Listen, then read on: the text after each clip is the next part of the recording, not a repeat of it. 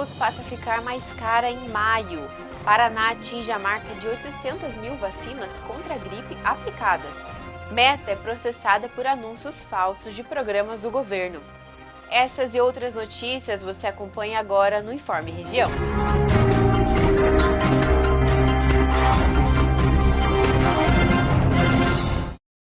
Olá, seja bem-vindo ao Informe Região, mais uma semana começando com muita notícia. Eu sou a Valery Nascimento e vem comigo acompanhar os destaques de hoje. A edição de hoje começa com economia. A conta de luz já está mais cara. Começou a valer em maio a bandeira amarela, que prevê um acréscimo na cobrança de acordo com o consumo.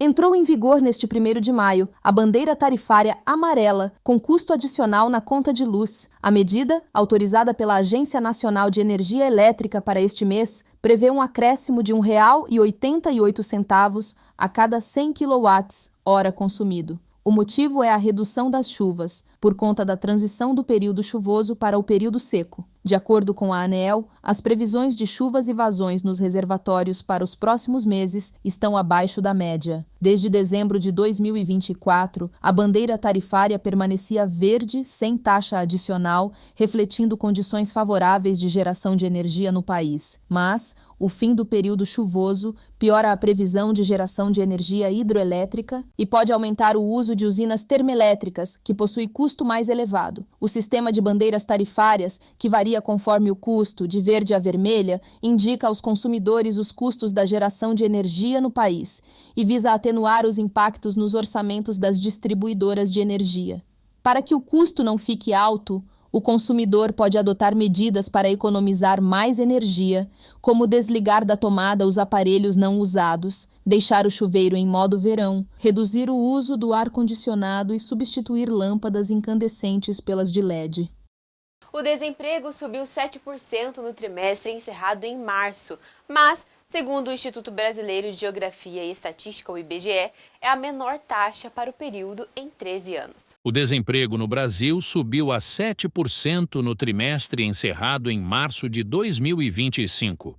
O resultado indica uma variação positiva de 0,078 ponto percentual em relação ao trimestre encerrado em dezembro de 2024, mas uma queda de 0,9 ponto percentual em relação ao primeiro trimestre do ano passado, de 7,9%.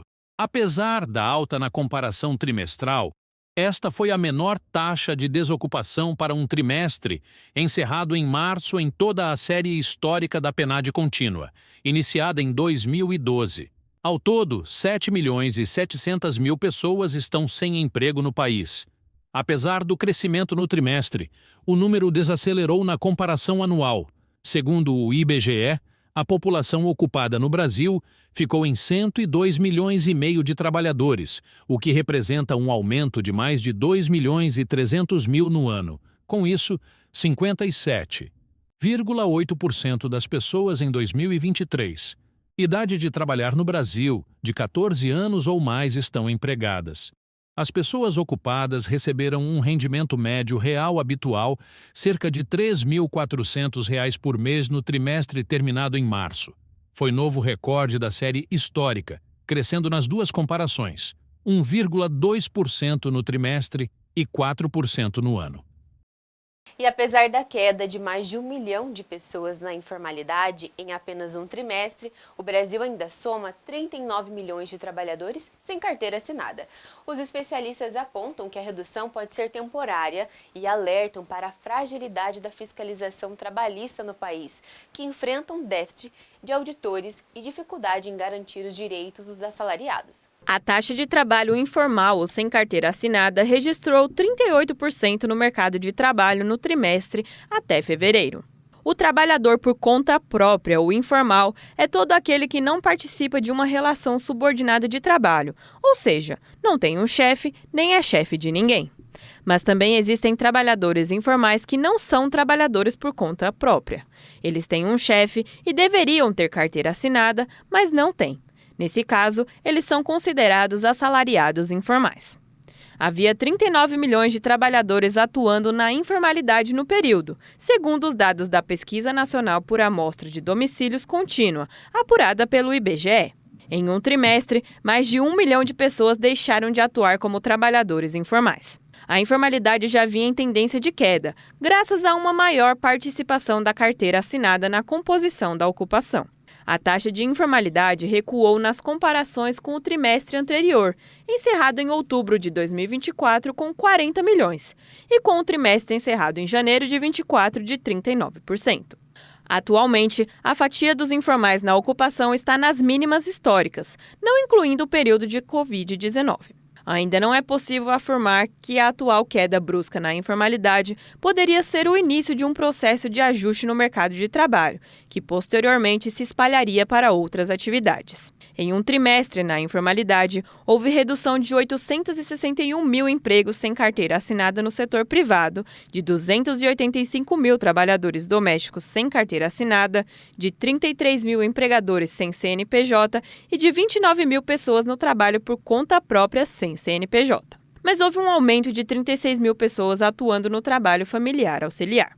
Segundo o IPA, a taxa alta de trabalho informal no país se dá pela queda da capacidade do Estado de garantir o cumprimento das leis trabalhistas. O Instituto destaca o número insuficiente de auditores fiscais do trabalho, ligados ao Ministério do Trabalho e Emprego, para garantir que empregadores respeitem os direitos trabalhistas dos funcionários. Entre 2012 e 2024, o número de trabalhadores assalariados cresceu em 11%. No mesmo período, o número de auditores do trabalho caiu em 34%. E quem vai no supermercado já viu a diferença no preço da carne. O preço da carne disparou 20% no ano passado, a maior alta desde 2019, quando o valor da proteína subiu 32,4%, segundo os dados divulgados pelo Instituto Brasileiro de Geografia e Estatística, o IBGE. E a explicação seria o aumento da exportação. Veja só. Aumento das exportações é um dos motivos que explicam a alta da carne no mercado. O aumento do preço da carne para os consumidores brasileiros tem a ver com o crescimento das exportações. A carne perdeu espaço no prato. A disparada dos preços da carne começou em setembro de 2024.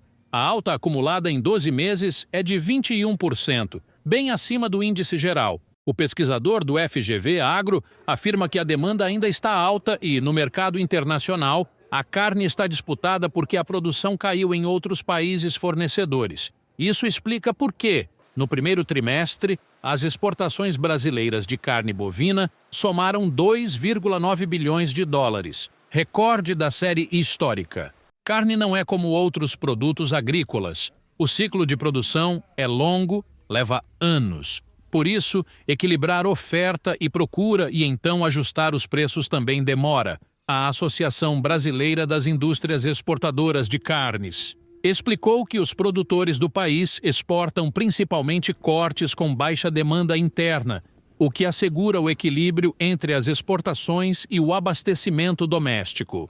E que fatores como custos de insumos, de energia e de transporte têm influência mais direta sobre os preços no varejo. E uma pesquisa mostra que de cada 4 pessoas, apenas uma consegue entender o que está escrito nos rótulos das embalagens.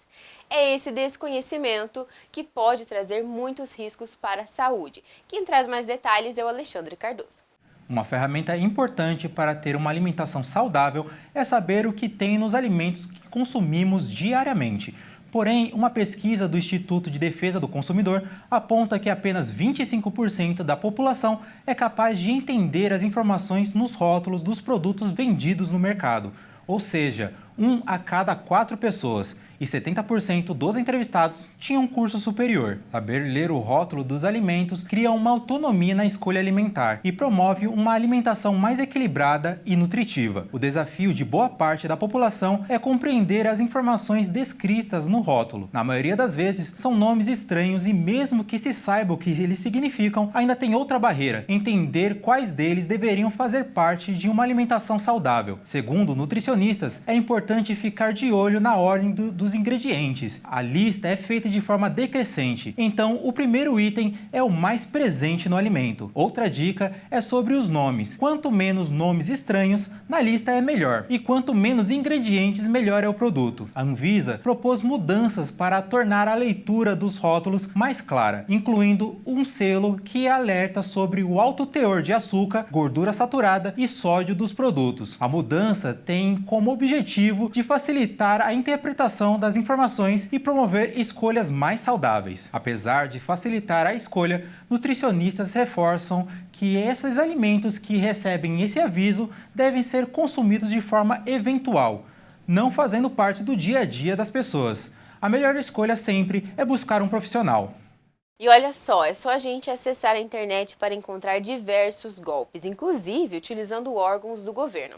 A Advocacia Geral da União entrou com uma ação na Justiça contra a Meta, a empresa responsável pelo Facebook e pelo Instagram. As plataformas foram utilizadas para veicular anúncios falsos sobre programas do governo. Mais de 1.700 anúncios enganosos foram veiculados no Facebook e no Instagram utilizando marcas de órgãos governamentais e até vídeos de figuras públicas manipulados com inteligência artificial.